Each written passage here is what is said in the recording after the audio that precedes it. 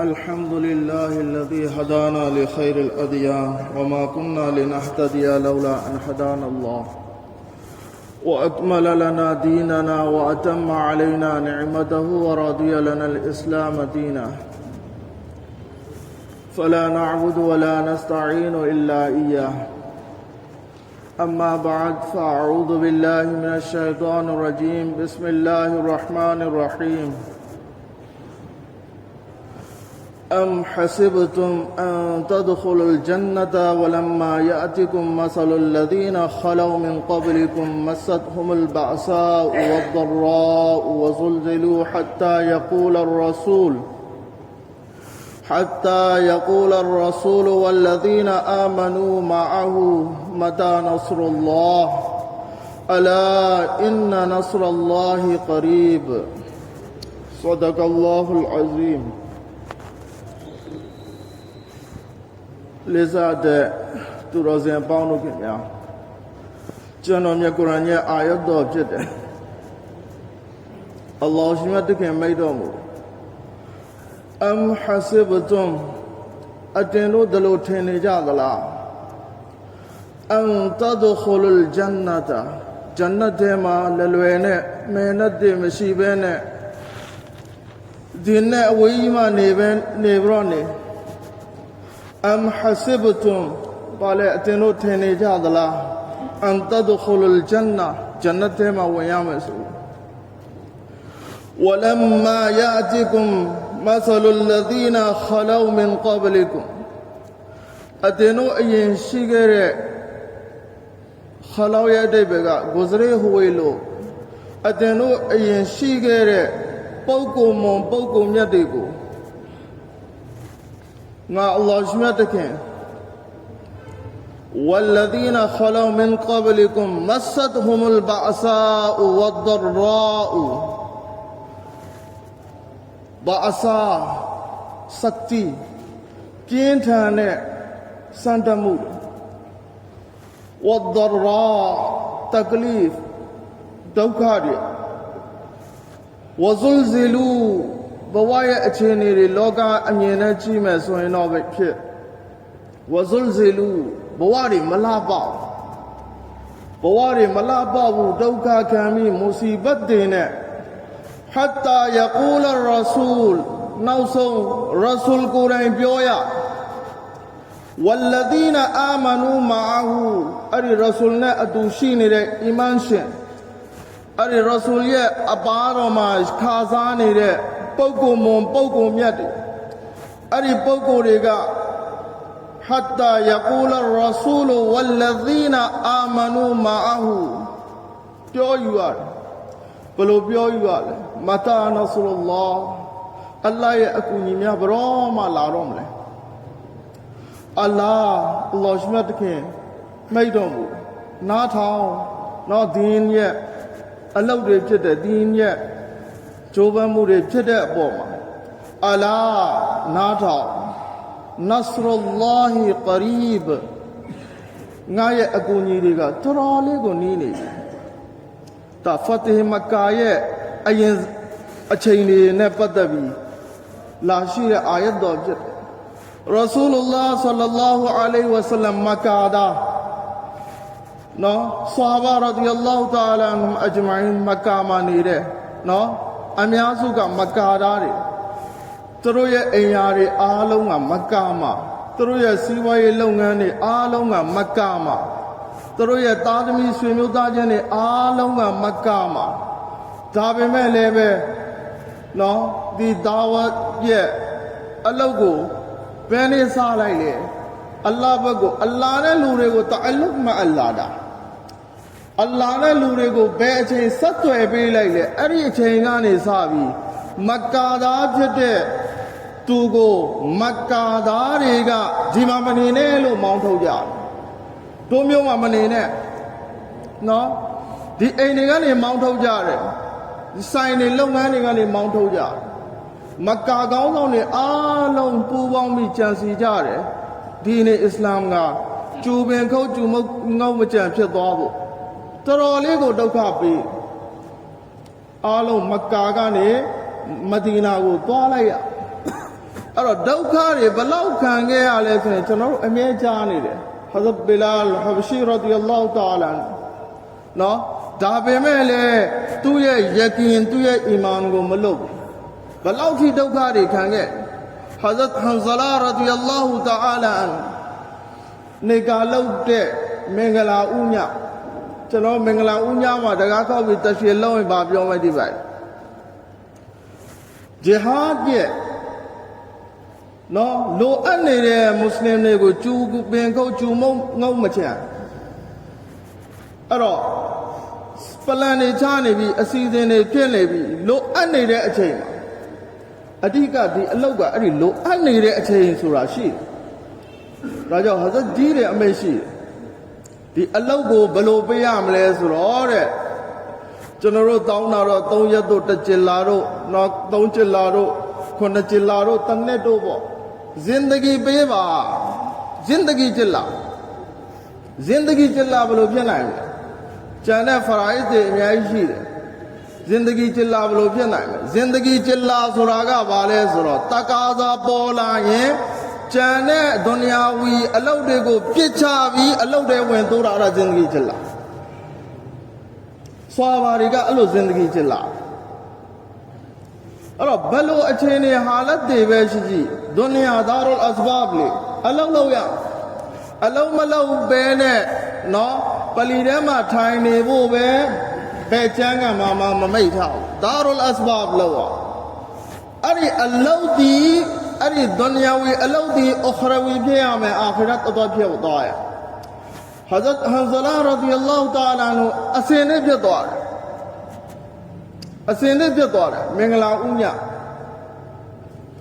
ဟာဇတ်ဟန်ဇလာရဒီအလ္လာဟူတာလာနုအဲ့ဒီအတန်ကိုကြားတာလေနော်သာသနာကိုအမြင့်ဖြုတ်မဲ့သူတွေကိုတွန်းလှန်ဖို့အတွက်နော်အဲ့ဒီအစီအစဉ်မှာပါဝင်ဖို့အတန်ကြားတာနဲ့ပဲအစင်လေးဖြစ်သွားအဲ့တော့အစင်လေးဖြစ်ရမယ်ဆိုတာဒါအဲ့တော့ဘာကြောင့်လဲဆိုတော့ဒီအာယတ်တော်မှာအလ္လာဟ်ပြောရတယ်ထင်နေသလိုတော့လွယ်လွယ်မထင်လိုက်နဲ့အမ်ဟာဆီဘတုန်တင်တို့ထင်နေကြတယ်အီမန်ရှိတဲ့ဂျန်နတ်သွားမယ်မှန်တယ်အီမန်ရှိအားလုံးဂျန်နတ်သွားမယ်မသွားမှာမဟုတ်ဘူးသွားမယ်ဒါပေမဲ့လည်းပဲဂျန်နတ်မှာဂုနာဂါဘန္တာတွေဂုနာနဲ့ပေရီဘရောနေညစ်ပတ်ဘရောနေဂျန်နတ်တဲ့တဝင်လို့မရဘဝကိုမပြင်ဆင်ရင်ဘာဖြစ်လဲသိလားအဲ့ဒီဂုနာတွေကိုဆေးဖို့အတွက်ဂျဟန္နမသက်ဆေးရတယ်အဲ့တော့လွယ်လွယ်နဲ့မထင်လိုက်နဲ့အဲ့ဒါတွေဂျာအားလုံးအတွက်ကမယ်နဲ့ချီဒုက္ခတွေရှိတယ်မူဂျာဟာဒါတွေအများကြီးရှိတယ်အဲ့ဒါကြောင့်ဒီအာယတ်ထဲမှာအလ္လာဟ်မိတ်တာအတင်တို့အရင်ပုဂ္ဂိုလ်တွေကိုဘာအစာဒရာဝဇုလ်ဇီလူအဲ့လိုအခြေအနေတွေကိုခံပြီးမှဒုက္ခခံပြီးမှပေးဆက်ပြီးမှနော်အဲ့လိုမပေးဆက်တွေ့မတင်လိုက်နဲ့ဂျန်နတ်ကိုအမ်ဟဆစ်တုန်အန်တဒခူလ်ဂျန်နာဂျန်နတ်လွယ်ရောက်သွားမယ်ဆိုအဲ့တော့ဒီကြိုးပမ်းမှုတွေကဒါနော်ဒီကြိုးပမ်းမှုတွေအားလုံးကဘာရဲ့ကြိုးပမ်းမှုလဲဆိုတော့အဲ့ဒီမဟနတ်ရဲ့ကြိုးပမ်းမှုအရာရာပြင်ဆင်ရတယ်စီးပွားရေးလုပ်မယ်ဆိုရင်လည်းပဲစီးပွားရေးမှာပြင်ဆင်ရတယ်ပလန်တွေရှိရတယ်အဲ့ဒီစီးပွားရေးရဲ့ပလန်တစ်ခုချင်းကို action ချရ action ဆိုတာကအကောင့်ထဲပေါ်အဲ့ဒါဘာသာရေးမှာပဲဖြစ်ဖြစ်စီးပွားရေးမှာပဲဖြစ်ဖြစ်ဒီနေ့ချမ်းသာနေတဲ့စီးပွားရှင်တွေအားလုံးမှာနော် goals လို့ခေါ်တဲ့အိမ်မက်ရှိအိမ်မက်ဆိုတာကမသေးကြမရေရတဲ့ကိစ္စကိုခေါ်တာမဟုတ်အိမ်မက်ရှိငါဘာဖြစ်မလဲဘာဖြစ်ရနော်အဲ့ဒါလို့အိမ်မက်တွေရှိရအဲ့ဒီအိမ်မက်တွေရှိမှပဲအပြန်လန်ဟာဇတ်အဘူဘကာဆစ်ဒီကနဲ့ဟာဇတ်ဥမာရဒီအလ္လာဟူတာလာအန်ဟူမာနှစ်ယောက်ကြားမှာပြိုင်နေတာဒါပဲသူတို့မှအိမ်မက်တွေရှိတယ်ငါတို့ကဘလို့ဖြစ်ရမယ်ဘလို့အခြေအနေဖြစ်ရဝဖီဇာလီကာဖလ်ယတနာဖဆလ်မူတနာဖီဆူန်အာမလ်ဒီမှာပြိုင်တယ်အာမလ်ဒီထဲမှာတူထန်းကအပြိုင်ဆိုင်လောက်တာအီမန်ရဲ့ကြိုးပမ်းမှုတွေမှာအပြိုင်ဆိုင်လောက်တာနော်ဒုနီယာဝီနဲ့ပတ်သက်ပြီးအပြိုင်ဆိုင်လုပ်မယ်ဂျာအစ်အလုပ်တွေဆိုရင်ဂျာအစ် ဘာသာရေးအလုပ်တွေမှာဒီနည်းအလုပ်တွေမှာဆိုရင်ဒါမောဘဖြစ်ဒါတော်ကောင်းတဲ့အလုပ်ဖြစ်တဲ့အလ္လာဟ်ကြိုက်တယ်အဲ့ဒါကိုဟဆတ်လို့မခေါ်ဘူးအဲ့ဒါကိုအပြိုင်ဆိုင်ကြိုးစားတယ်လို့ပေါ့အဲ့တော့အဲ့ဒီအိမ်မက်တွေအကြီးထားပြီးဘာလို့ ရလဲဒီလားပလန်ချရတဘောကဒီစီးပွားရေးတစ်ခုကိုငါဘလို့အကောင့်ထဲပေါ်မဲ့ဘယ်နေရာမှာငါဘလို့အခြေအနေဖြစ်ရမလဲဒီတိုင်းအဲ့ဒီအိမ်မက်ကိုမှတ်ထားလိုက်လို့မရဘူးအဲ့ဒါနဲ့ကိုင်းကြီးတဲ့ပလန်ချရအဲ့ဒီကိုရောက်ဖို့အတွက်ငါဘာအလုပ်တွေနော်အလုပ်တစ်ခုနဲ့အဆင်ပြေမလားနှစ်ခုတိုးရမလားသုံးခုတိုးရနော်ဘာသာရေးကိစ္စမှာလည်းအဲ့လိုပလန်ချရငါနမာဇီဖြစ်မဲ့ဆိုတော့ပလန်ကိုချလိုက်နမာဇီဖြစ်ရအဲ့ဒီကိုရှိရအဲ့ဒီဂိုးကိုရှိတယ်ဆိုရင်အဲ့ဒီပလန်ချလို့နိုင်တယ်နောက်ဆိုရင်တော့တစ်ချိန်ကနေနှစ်ချိန်တော့မဖြစ်ဘူး3ရက်မပြောနဲ့24နိုင်အချိန်လည်းမဖြစ်ဘူးဘာလို့လဲဆိုတော့ဂိုးမရှိရင်ပလန်ကဘယ်လိုမှအကောင့်ထဲပုံမှုမရှိဘူးဆိုရင်အဲ့ဒီကိုမရောက်ဘူးအဲ့တော့ငါ2026မှာနမာဇီဖြစ်ရမယ်ဆိုရင်အဲ့ဒီနမာဇ်အချိန်တွေမှာနမာဇ်ဖတ်ဖြစ်ဖို့တော့သူကပလန်တွေချအခုနစီးပွားရေးမှာသူမျောလင့်ထားတဲ့အတိုင်းအတာကိုရောက်အောင်ပလန်ချလို့ပလန်ချပြီးတော့နေအဲ့ဒီပလန်အတိုင်းအမလ်မလုပ်လို့လည်းမရဘူး action တွေချရတယ်နော်အဲ့ဒီအပေါ်မှာဒီဇိုင်းမမတ်လောက်ရတယ်အဲ့ဒါဆိုရင်စီးပွားရေးလုပ်နေတယ်တစ်ခုပြီးတစ်ခုမတိုးတက်လာဘူးဘာကြောင့်လဲလုံးနေရင်းနဲ့ပလန်ပြောင်းလိုက်တဲ့ဒါတော့ငါမာရတဲ့ဥစ္စာမဖြစ်နိုင်ဘူးဆိုပြီးအခုနဘာသာရေးဘက်ကိုဒါပြန်ယူလာမယ်ဘာသာရေးထဲမှာလည်းပဲငါဒါအီဖြစ်ရမယ်ငါနမာဇီဖြစ်ရမယ်အဲ့ဒါကိုသူနော်အဲ့တော့ဒီဇိုင်းမမတ်ပလန်မချပြီး action နဲ့မသွားတော့ဘာဖြစ်သွားလဲဆိုတော့ဒါငါနဲ့မဖြစ်နိုင်တော့ငါနဲ့ဘယ်လိုမှဖြစ်နိုင်ငါနမာဇီလည်းမဖြစ်နိုင်တော့အဲ့ဒါဘာအောင်တက်ပြောင်းတာလဲ तू ပထမမှတ်ထားတဲ့ goals ကိုတက်ပြောင်းတာ goals ကိုမပြောင်းရအောင်ပလန်ကိုပြောင်းအောင်ငါနမာဇ်မဖတ်ဖြစ်တာဘာကြောင့်အဲ့ဒီနမာဇ်ဖတ်ဖြစ်ဖို့အတွက်အဲ့ဒီနမာဇီကိုမပြောင်းလိုက်ရဘူးနမာဇီရဲ့အိမ်မက်ကိုမပြောင်းလိုက်ရဘူးပလန်လေးကိုပြောင်းပြီးအဲ့ဒီကိုရောက်အောင်သွားဒါဤဖြစ်ဖို့လည်းအဲ့လိုပဲနော်အဲ့တော့ငါတို့အချိန်တစ်ခုပေးလိုက်ပြီးပြီးသွားပြီ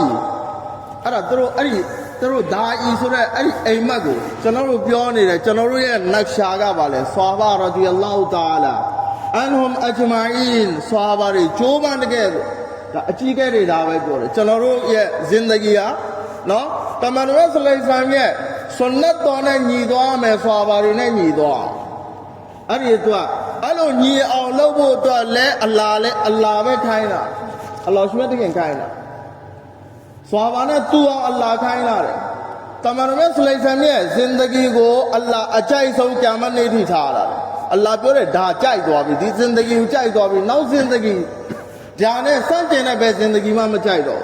လကွဒကာနာလကွမ်ဖီရဆူလ illah ရဆူလ်အထဲထဲမှာနော်ဥစဝတ်န်ဟဆနာအကောင်းဆုံးသောဆန္ဒမူနာထည့်ထားပြီးသားအဲ့ဒီမှာပဲရှိတယ်တခြားမှာမရှိ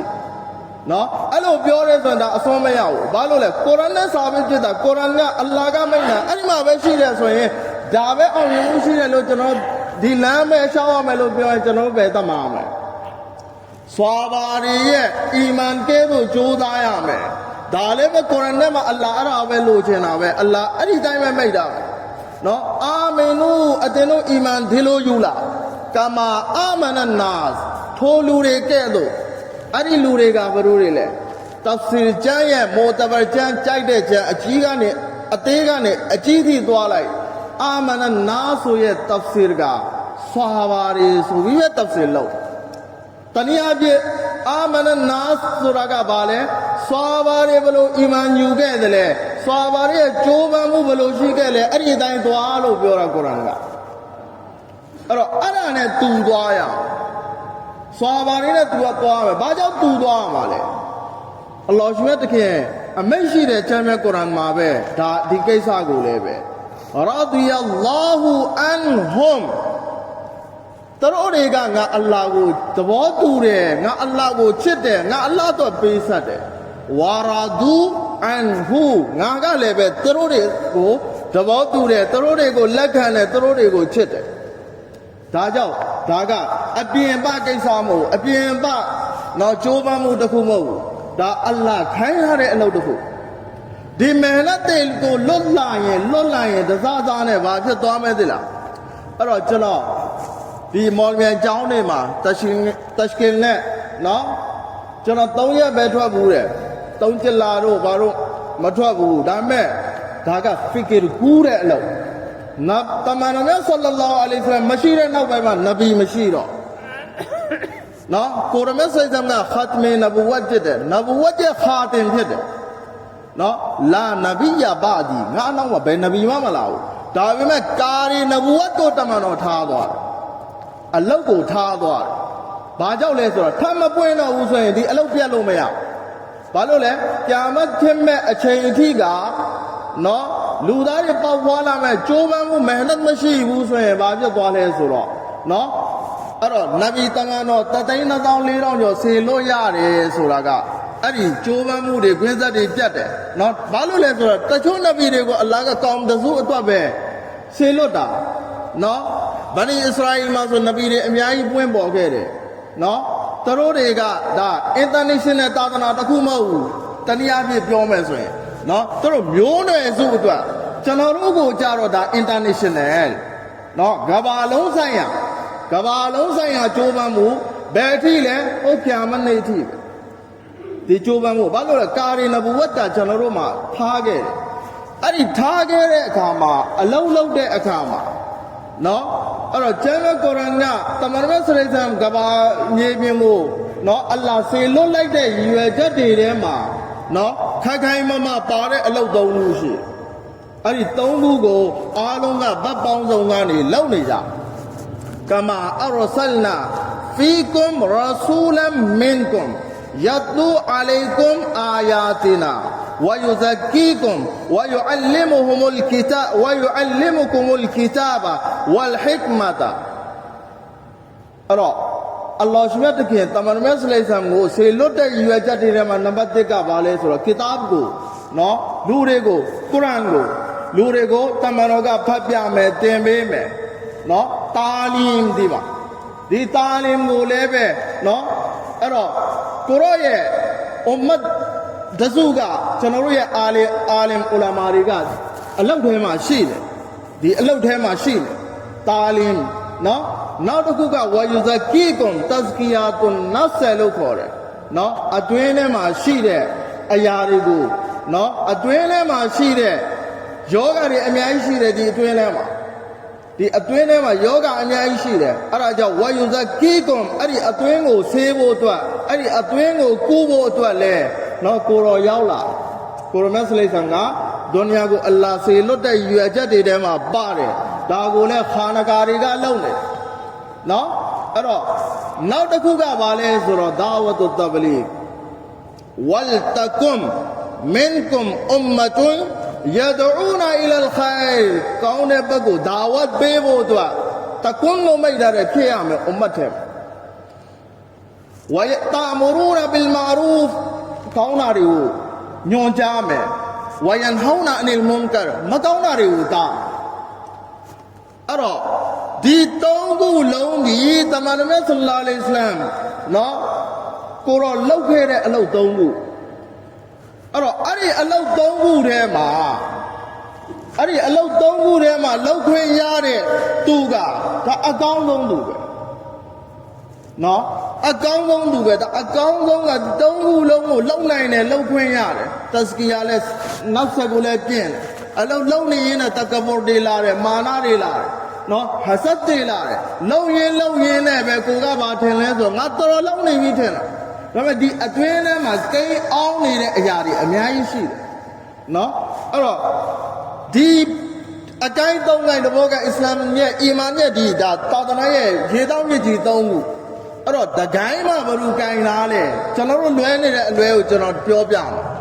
နော်ကျွန်တော်တို့လွဲနေတဲ့အလွဲကိုပြောပြမှာ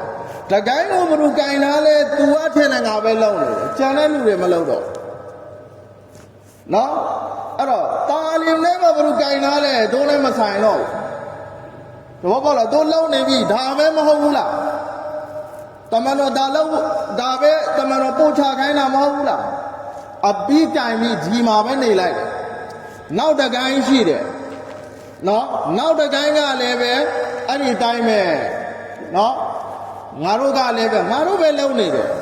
နောက်တစ်ကိုင်းရှိတယ်နောက်တစ်ကိုင်းကလည်းပြောတယ်ငါတို့ပဲလုံနေအဲ့တော့ငါတို့ပဲလုံနေတာမဟုတ်ငါတို့လုံခွင့်ရနေတာဒါကိုရောရဲ့ဒါကုရ်အာန်နဲ့စာဘစ်ဖြစ်တာလုံခွင့်ရရင်ရှုကိုလုံရမယ်ဂိုင်းခွဲဖို့မဟုတ်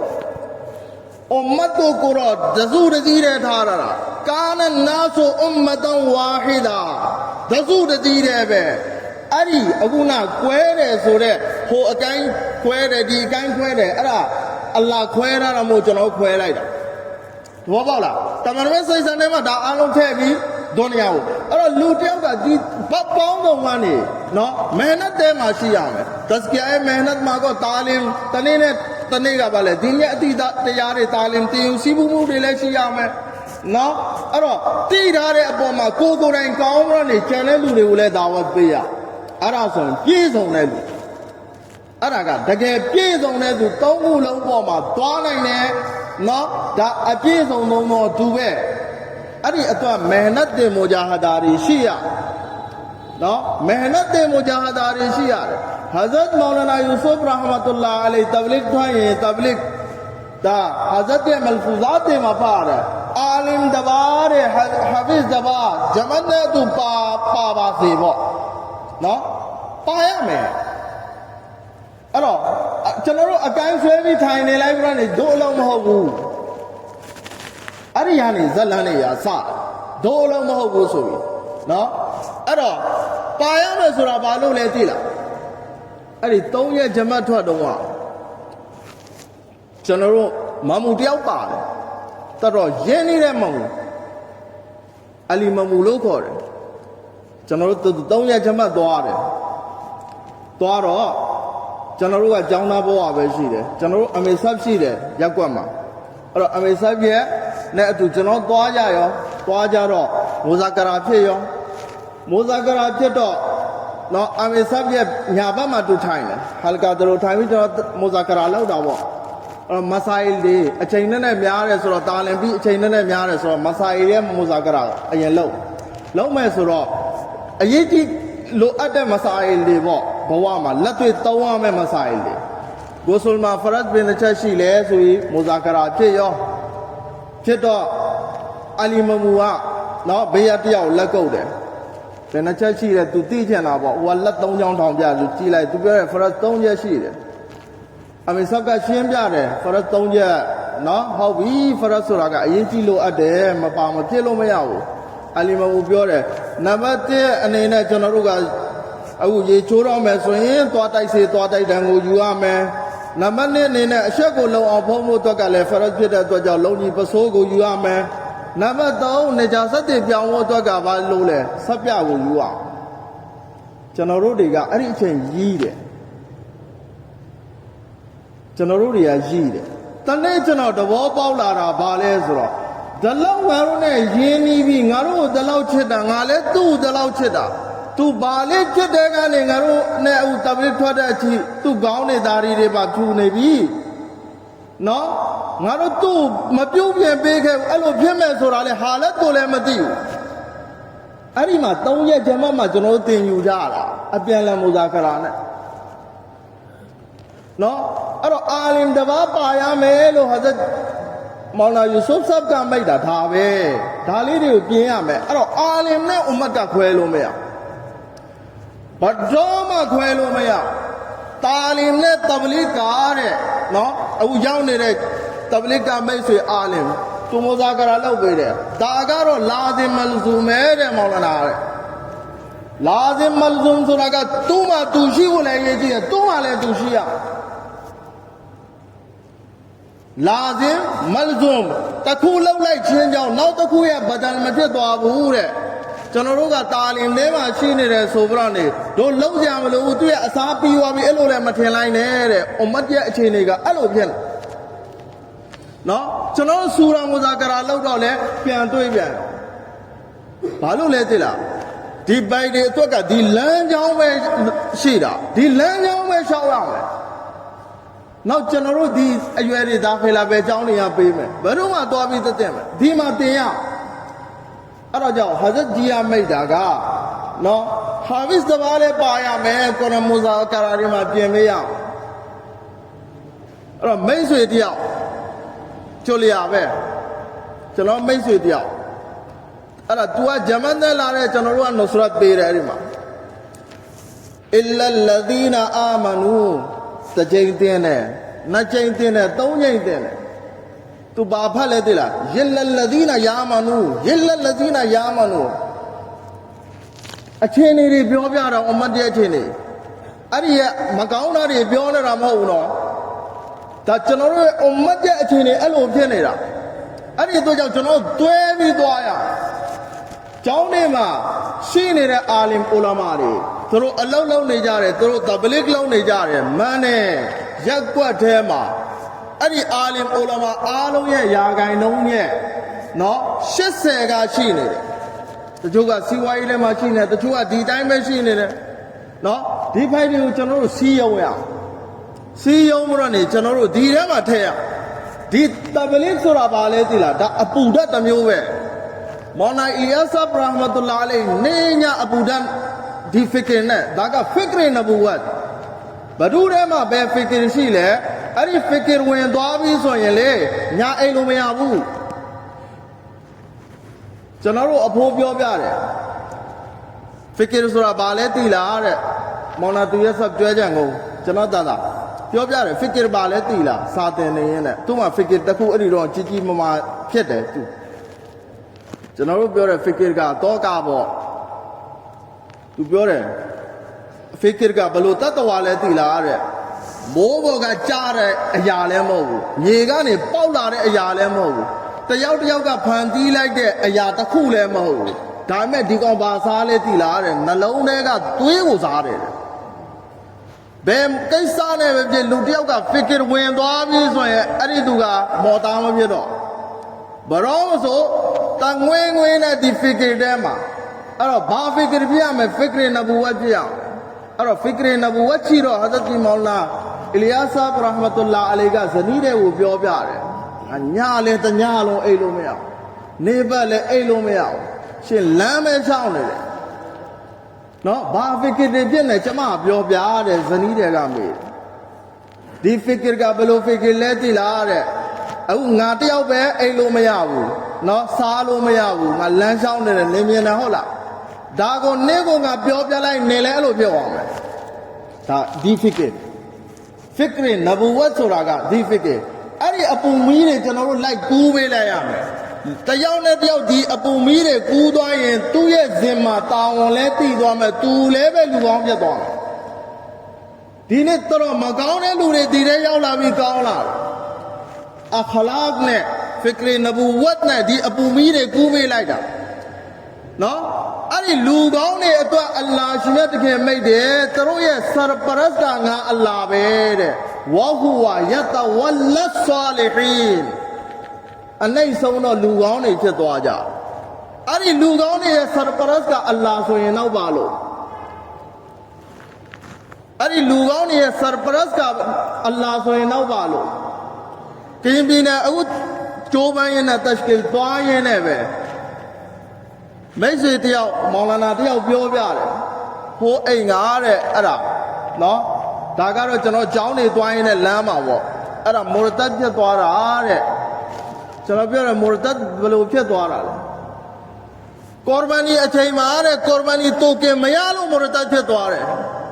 အီမန်ရဲ့အချိန်တွေကိုကြည့်ကြည့်ကင်းပြည်နယ်ရွာတရွာကျွန်တော်တို့ရောက်တယ်အိမ်လည်းတွေ့ဘူးသွားတယ်ကော်ဘာနီရဲ့တိုကင်မရလို့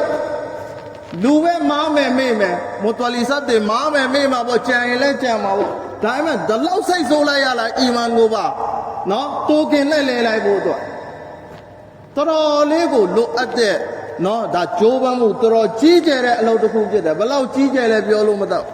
တမန်တော်ကိုအလ္လာဟ်လောက်ခိုင်းတာဒီကြီးကျယ်ကြောင်းတွေပြောပြီးလောက်ခိုင်းတာအလ္လာဟ်လောက်ခိုင်းတာကွန်ဖာအန်ဇီရ်ဝရဘကဖကဘီရ်နော်ထားရမယ်လှုပ်ရှားရမယ်အလ္လာဟ်ရဲ့ဘန္တာတွေကိုဖအန်ဇီရ်ဒါတွေနဲ့ပတ်သက်ပြီးနော်ဒါတွေနဲ့ပတ်သက်ပြီးပြောပြရမယ်ပြောဆိုရမယ်နော်၆လမ်းရမယ်အွမ်မတ်ကိုနော်ဒီတဲကိုဖ နော်ဒီတဲကိုပါဝင်လာအောင်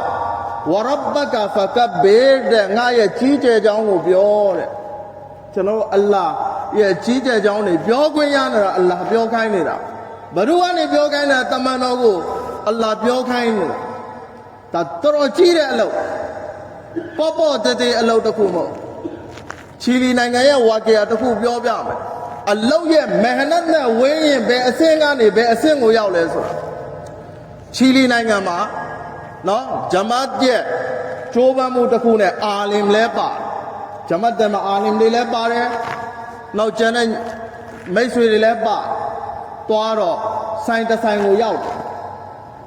ဆိုင်မှာရေးရတာကဆိုင်ဘုတ်ကဆိုင်နာမည်ရေးရတာကနော်ကျွန်တော်မွတ်စလင်နာမည်ရေးရတာနော်မောင်လာဟိုဇိုင်မူဖတီဟိုဇိုင်ဖာဆပ်လန်နန်ပြောပြတဲ့ဝါကိယာဒါလက်တွေ့ဖြစ်ရတခုအဲ့တော့ကျိုးဆိုင်မှာကယာကုပ်ပိုင်မှာမို့ပိုင်ရေးရတယ်ဆိုတော့သွားတော့ဆလမ်ပေးတာပေါ့အစ္စလာမ်အလိုင်ကွမ်ကျွန်တော်တို့ရောက်လာတယ်ပါညာနော်ဟိုလာကလုံးမဲ့ပြောဆိုမဲ့တရှ်ကီလုံးမဲ့ပါညာပေါ့ဟိုယာကုပ်ပိုင်မှာမို့ပိုင်ရေးရတဲ့ဆိုင်ထဲမှာထိုင်နေတဲ့ပုဂ္ဂိုလ်ကပြောတယ်ကျွန်တော်ဘာသာမဲ့တဲ့ကျွန်တော်ဘာသာမဲ့ပိုဘရနေဒီအာလင်ကစိတ်ဝင်စားသွားတယ်ဆိုင်နာမည်ကမွတ်စလင်နာမည်နော်အခုဘာသာမဲ့လို့ပြောတယ်ဆိုတော့ဒါဘယ်လိုဖြစ်နိုင်မလဲမဟုတ်ဘူးတဲ့ဒါကျွန်တော်အပါပိုင်လားကျွန်တော်ဒါပိုင်ခဲ့တဲ့ဒါနဲ့အပါအမွေရတဲ့အပါနေကျွန်တော်အခုအပါလည်းမရှိတော့အပါကတဝက်မွတ်စလင်ဒါကလုံးဝမွတ်စလင်အစ်စ်အဲ့ဒါသူပြောပြတယ်ပြောတော့တော်လေးစိတ်မကောင်းတော့ဆိုင်မှာကျွန်တော်တို့မှဆိုရင်တော့ကျွန်တော်တို့မှဆိုတော့စီမင်ဆိုင်ဘုတ်တွေရှိတယ်ဟုတ်လားအဲ့တော့အာရဗ်တို့နော်အဲ့လိုနဆပ်မြင့်တဲ့ပုံကိုယ်တွေတခြားနိုင်ငံတွေအိန္ဒိယမှာလည်းအဲ့ဒါတွေ့ဘူးတယ်သူတို့ရဲ့နဆပ်ကိုချိတ်ထားတယ်ပေါ့လေနော်သူတို့ကဘယ်နဆပ်ကနေစဉ်းသက်လာလဲပေါ့ generation list ပေါ့သူတို့ရဲ့ generation list အဲ့ဒီမှာရေးထားတော့အဲ့ဒါရေးထားတာချိတ်တာတော့အာလင်ကပြောတဲ့အာရီစာနဲ့ရေးထားတယ်ဆိုတော့ကျွန်တော်တစ်ချက်တော့ပြလို့ရမလား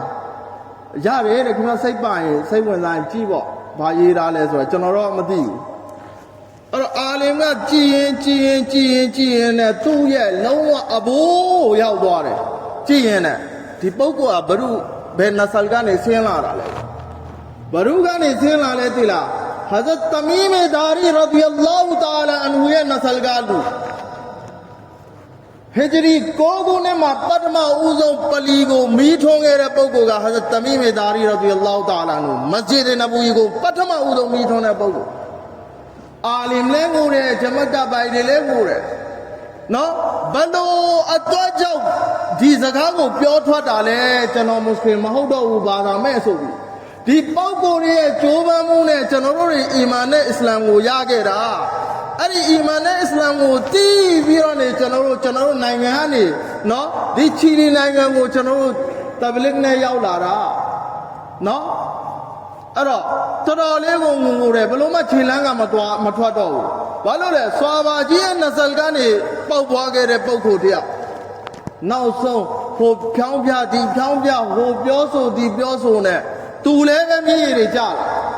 အလ္လာဟ်ပြောင်းလဲပေးခြင်းတစ်ချက်ပဲသူလည်းပဲမြေကြီးတွေကြလာပြီ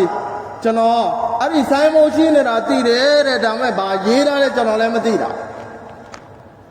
အဲ့ဒီအတွက်ကြောင့်ကျွန်တော်ကလမာဖတ်တယ်ဆိုပြီးအဲ့ဒီပုဂ္ဂိုလ်ရဲ့လက်မှာအဲ့ဒီအာလင်ရဲ့လက်မှာကလမာဖတ်လိုက်အဲ့ဒါကြောင့်မဟနတ်နဲ့ဝေးသွားရင်ဘယ်လိုနဆလ်ကပုဂ္ဂိုလ်ပဲဖြစ်မဟနတ်နဲ့ဝေးသွားရင်သွားတာပဲအဲ့ဒါကြောင့်ဒီမဟနတ်ကရှေ့ကိုရှိရမယ်မဟနတ်တစ်ခုပဲကျွန်တော်ရက်ွက်ထဲမှာအတလိတချို့မေးတဲ့ဖရတ်လားဝါဂျစ်လားဆွန်နတ်လားနော်အဲ့ဒါကရှိုင်တန်ကထဲနေအလုံးနဲ့ဝေးအောင်ရှိုင်တန်ကထဲနေတာအဲ့တော့ဒီအမိတ်ကဘယ်ပေါ်မူတည်လဲဆိုတော့ကောင်းရာကိုညွန်ကြားခြင်းနဲ့တဘောကအမလ်ဘီလ်မာရူဖ်နဲ့နာဟီအန်လ်မွန်ကာမှာမရာတစ်ဒရဂျာတွေရှိတယ်သူကနော်အဲ့တော့အဲ့ဒီဒရဂျာတွေအတိုင်းကိုကဘာလုပ်အောင်လဲဆိုတော့အမိတ်တွေလည်းကွာသွားတယ်အဲ့တော့ဟာလတ်ကိုတစ်ချက်ကြည့်လိုက်အွမ်မတ်ကဖရတ်ကိုပြောင်းတင်းလွတ်နေပြီ အဲ့တော့အလုတ်ဘာလဲဆိုတော့အဲ့ဒီရာရဲ့ကျိုးပန်းမှုကအဲ့ဒီအမိတ်ပဲဆွန်နတ်တွေကိုလွတ်လာပြီအဲ့တော့ဒီဘက်ကနေတာလင်လိုင်းကနေပြန်ကြည့်မယ်ဆိုရင်အဲ့ဒါအတွက်ကျိုးပန်းမှုကဆွန်နတ်ပဲအခုဒီတိုင်းပြောင်းတင်းနေပြီးတော့နေနော်ကျွန်တော်တို့တွေသိတယ်ဒါပေမဲ့တတိမဝင်တော့ဘူးတတိမဝင်တော့အတလိလွတ်တယ်သိတယ်အဲ့ဒီအလင်ရှိလားမရှိလားဆိုတော့အဲ့ဒီအလင်တော့ရှိတယ်ဒါပေမဲ့အာမလ်မရှိတော့နော်အဲ့တော့ကျမ်းမြတ်ကုရ်အာန်ရဲ့နေရာအများစုမှာဝါအမီလုဆွာလီဟာလာအီမာန်နဲ့အတူနော်ဝါအမီလုဆွာလီဟာလဟွမ်အဂျရဟွမ်အင်ဒါရဘ်ဘီဟင်ဒုနီယာမှာကြီးကြီးမားမားအစားလိုက်မရှာနဲ့အလ္လာဟ်ဒုနီယာမှာလည်းပေးမယ်ဒါပေမဲ့အလ္လာဟ်ဂရန်တီနဲ့ပါပြောလဲနော်လဟွမ်အဂျရဟွမ်အင်ဒါရဘ်ဘီဟင်အတင်းရဲ့ရဘ်ရဲ့ထံမှာတဲ့အဲ့ဒီရဲ့ဆဝပ်ကဟိုမှာတွေ့မယ်မျက်လုံးနှလုံးပိတ်တာနဲ့တွေ့မယ်အင်ဒါရဘ်ဘီဟင်အလ္လာဟ်ပြောတယ်ငါမှာဝလာခေါဖွန်အလိုင်ဟင်ဝလာဟွမ်ယာဇနူအဲ့ဒီပုံကိုယ်တွေအတွက်နော်ဒုနီယာမှာသူများရဲ့အမြင်မှာနော်မသားနာပေမဲ့လည်းအလ္လာဟ်ပြောတယ်ငါတို့ရဲ့ဂျင်ထဲမှာတဲ့ဒါလိုအေးချမ်းမှုထည့်တာပေမဲ့ဟောင်းကြောက်ရွံ့မှုဆိုတာမရှိကြောက်ရွံ့မှုကဘုရုရဲ့ကြောက်ရွံ့မှုကိုလည်းအလ္လာဟ်ထည့်တာပဲလေအလ္လာဟ်အဲ့ဒီအတွက်ကြောင့်အဲ့ဒီအလုပ်တွေလုပ်တာလွယ်နမတ်ဖတ်ဖို့လွယ်သွားတယ်နော်ဇီကင်လုပ်ဖို့လွယ်သွားတယ်ဒါအဝတ်လုပ်ဖို့လွယ်သွားတယ်နော်မကောင်းတာကိုမကောင်းဘူးလို့ပြောဖို့လွယ်သွားတယ်နော်ကောင်းတာတွေလုပ်ဖို့အတွက်စီးအောင်ဖို့လွယ်သွားတယ်အဲ့ဒီဟောက်ကိုအလ္လာဟ်မထည့်ထားပေးဘူးဒုနီယာရဲ့ဟောက်ကိုမထည့်ထားပေးဘူးတဲ့အဲ့ဒီဒုနီယာရဲ့ဟောက်ရှိရင်လောက်အကန်အခတ်အလ္လာဟ်ရဲ့ဟောက်ကိုထည့်ထားပေးတယ်ဝလာခေါဖွန်အလိုင်ဟင်တို့ရဲ့အပေါ်မှာဒုနီယာရဲ့အဲ့ဒီဟောက်မရှိဘူးဝလာဟွမ်ယာဆန်ဦးစိတ်ကအမြဲကျေနပ်နေမယ်ဒါဝတ်လုပ်ပြီးကျေနပ်နေမယ်နဝတ်ဆွတ်ပြီးကျေနပ်နေမယ်ရိုဇာနဲ့ကျေနပ်နေတယ်တို့ပြောနေတယ်ဒီထဲမှာပဲဒီထဲမှာပဲပြောနေတယ်ဒီထဲမှာဘာတွေရှိလို့လဲဒီထဲမှာကကိုယ်စရိတ်နဲ့ကိုယ်ပဲရှိတာကိုယ်စရိတ်နဲ့ကိုယ်ပဲရှိတော့နောက်ဘာမှမရှိဘူးအဲ့ဒါကိုအတုံးချပြီးတော့နေဒီအလုပ်တွေကိုလုပ်နေဒါကြောင့်လေးစားအသက်မိတ်ဆွေများခင်ဗျာအခုအစီအစဉ်ပြီးတာနဲ့တရှကီလ်ရဲ့အစီအစဉ်ရှိမယ်အဲ့ဒီတရှကီလ်ရဲ့အစီအစဉ်မှာလည်းပဲကျွန်တော်အခုပြောလိုက်တဲ့စကားတွေထဲမှာတော့တကယ်လိုအပ်တဲ့ကိစ္စတွေအချက်လက်တွေအများကြီးပါ